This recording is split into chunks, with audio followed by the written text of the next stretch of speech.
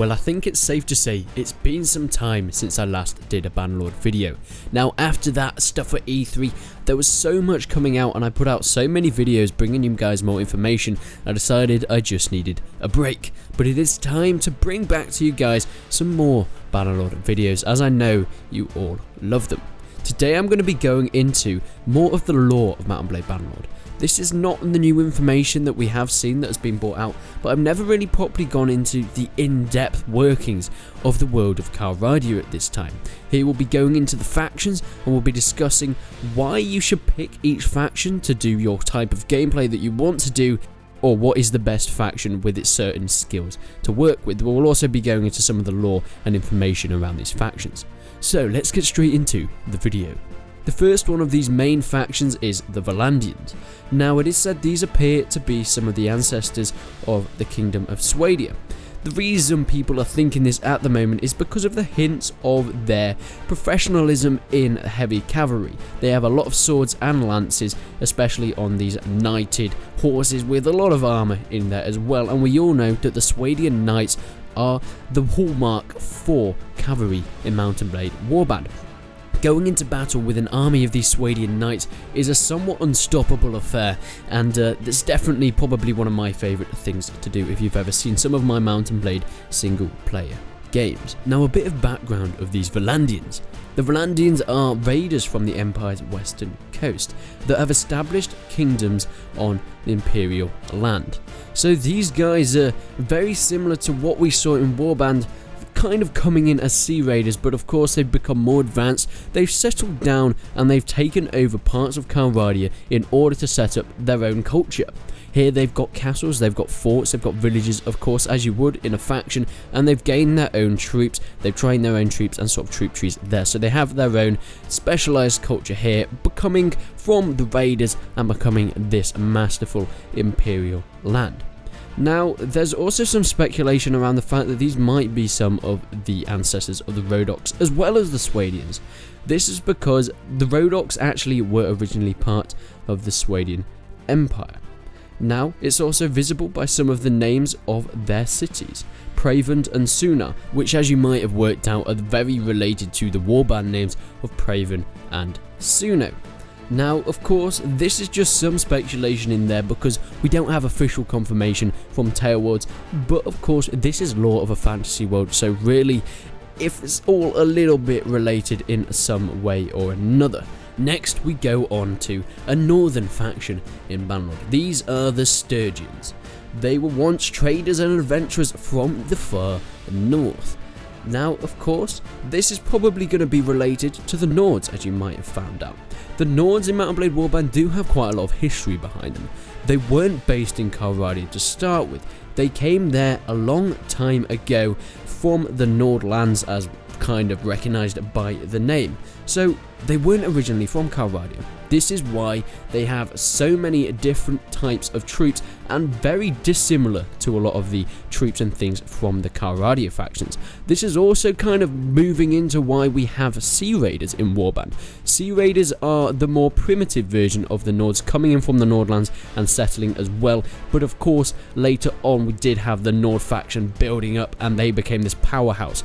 They kind of derived from the Sea Raiders, and the Sea Raiders kind of, that's why they have the same type of armour, because the Nords weren't originally from Calradia, they were of course raiders from the Nordland. Now, of course, there is a city in Mount & Blade Bannerlord, Varchag, which is possibly related to the Nord city of Vercheg, as you might have noticed. There is also speculation around them being ancestors of the Kingdom of the Vegas, since of course Vegas are up in the north with the Nords, but of course they do have these very Nordic type troops, so it's kind of going a lot more towards the Nordic ancestors, these Sturgeons. They have very heavy infantry and that is what they're specialised in, and we do know that the Vegas kind of became to the point where they were specialised more in their longbowmen and archers and things like that. They had awesome warbows going into battle. Vegas sharpshooters were great to play as in Mount & Blade Warband, but that is not where the Sturgeons are going. They're very much orientated towards heavy infantry, and who do we know that played a lot as heavy infantry?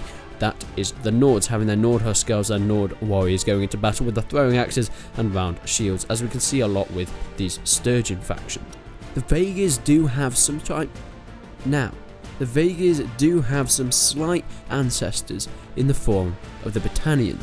Now once again, we don't have any definite lore here, but it's kind of been worked out from troops. They have very similar troops to the Battanians, as you might be able to see from some of the screenshots we've seen, and they specialise very much in longbowmen. There's also some hints towards being of some Swadian descent, since their positioning on the map, and of course they're very forest orientated, which we do see a lot of forest in the Swadia area in Mount and Blade Warband. So the Battanians are another one of those that we're not completely sure about, but I think I'm leaning more towards the Vegas side of it. Who's going to be best to be able to play as these Battanians though? If you want longbowmen, if you want to be sitting at the back firing, having lines like you have sharpshooter wars in Warband, the Battanians are going to be the faction for you. They're going to be very archer and projectile orientated, but of course they're probably going to have some decent but not amazing infantry, and I suspect maybe not the best cavalry at all, since they're very orientated towards forest warfare, and many people know that forest warfare kind of orientates itself towards guerrilla warfare, and cavalry is not the best for that sort of thing. But of course, just predictions, and from what some of the lore we've got, I think that's a pretty safe bet. What about the Khazars? Who are these Khazar guys? And from what you might guess of the name, they seem to be very much the ancestors of these steppe tribes, the Qur'anic Khanate as we know them in Warband, being very orientated with their fast-moving horse archers and, of course, their amazing cavalry. They seem to be these guys that go around running rings around their enemies in a very Hunnic-like way. The Khazars do live in the east of Colorado in these steppe hills and things, so they'll be very good for the speedy hit-and-run tactics, but not necessarily for long, drawn-out combat, as you might have played with the Qur'anic Khanates. Now, the Coloradic Empire are taking a slightly different approach to the rest of them. They remind me a lot of the Roman Empire. Now the reason for this is because it's just after the massive fall of this great imperial power. It became split up into these fragmented factions. So first we have the Western Qur'anic Empire. This will of course be one of those factions that are kind of linked with the North and Southern Qur'anic Empire, but yet again are very split apart in their terms of the fall of this massive empire relates them in some way, but they have their own different troops and things like that. They do share their borders with the Battanians and the Vil and Ians, and they are the result of the split of this Qur'anic Empire. The Northern Qur'anic Empire will of course be in the mix as well, and they will be specialised more in armoured cataphracts and skilled archers. They then have their shared borders with the Battanian Sturgeons and Khazars, and as well as the two other splinter states resulting from the splitting of the Qur'anic Empire. And finally, out of the Qur'anic guys, we have the Southern Qur'anic Empire. These guys once again will be good with cataphract and skilled archers, but of course will be more south of the area, so they'll be having some shared units and shared culture with maybe the Azurai, who I'm getting on with a bit later. So these are the three factions that have been completely split apart. They used to be part of this massive imperial power that kind of ruled Colorado, as you might guess from the name of the Coloradic Empire. They were the biggest power at the time, but of course no power is there for eternity. So along came challengers, along came other factions that battered them down until they splitted apart into the splintering Western, Southern and Northern empires, as we can see in Bannerlord. So it'll be very interesting to see how we can relate these guys together and what the relations are going to be to start with, and whether there's things that we have to fix there. Go along, maybe bringing them back together as allies throughout your world, but of course you'll be able to choose how you do that. And the final main faction I'm going to be talking about today, I mentioned before when I was talking about the Southern Qur'anic Empire. Yes, they do share their borders with these Southern Qur'anic guys, and this is the Azurai. These are a faction that consists very mainly on desert people who farm on the oasis, the shores of the springs, and of course the Great Southern Lake, as we can see on the map as there.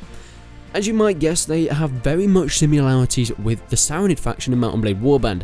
We have these very orientated towards spears and javelin type troops, and of course medium cavalry. They didn't necessarily have the best cavalry, a bit like the Vil and Ians did, but in there we do have some medium cavalry as well.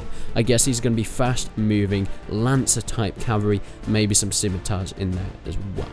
Now of course the Azurai As you might have guessed, they're down in the southern areas. There's very desertous terrain, but they're going to be accustomed to this, which means that they'll probably be better off staying in their own area to start with until they become more accustomed to going up north and fighting elsewhere. But the Aserai are the last main faction I'll be talking about in this video.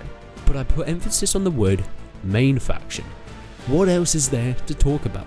And this brings in some of these minor factions in Mount and Blade Bannerlord, and these are mainly the Outlaws and the Mercenaries. Now, we did get them a lot in Warband, but they seem to be much more prominent in Bannerlord. Of course, the Outlaws and Mercenaries are kind of gaining and feeding off the fall of these other empires, especially this Kalrad Empire. They're taking troops from every which way. They're trying to get these deserters and get them to join their cause. Here they'll be getting up and bringing up their own villages and camps everywhere that either you can choose to work with or you can choose to eradicate them completely. That is completely your choice throughout your game in Mount and Blade 2 Bannerlord. So these Outlaws are going to be definitely easier lighter troops to get.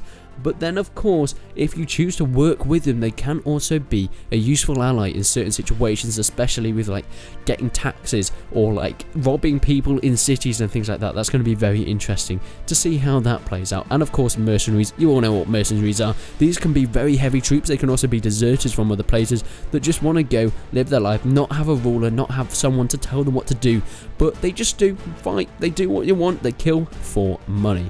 And that is where the mercenaries are going to play into Mount and Blade 2 Bannerlord. These are the factions in Mount and Blade 2 Bannerlord. What is the faction for you though? Of course, I went through each and every troop specialization, so it kind of depends on which one you find best to play with. I'm definitely going to be doing some let's plays on all of these factions, going through and seeing which one works the best for me, maybe mixing and matching a lot as well. So if you want to see that, definitely hit that subscribe button if you want to see a lot of Bannerlord gameplay of all these different factions. But other than that, guys, I really hope you enjoyed this video. I guess it gave you a bit more insight of the lore and background of Mount and Blade 2 Bannerlord. But until then, I will see you in the next one.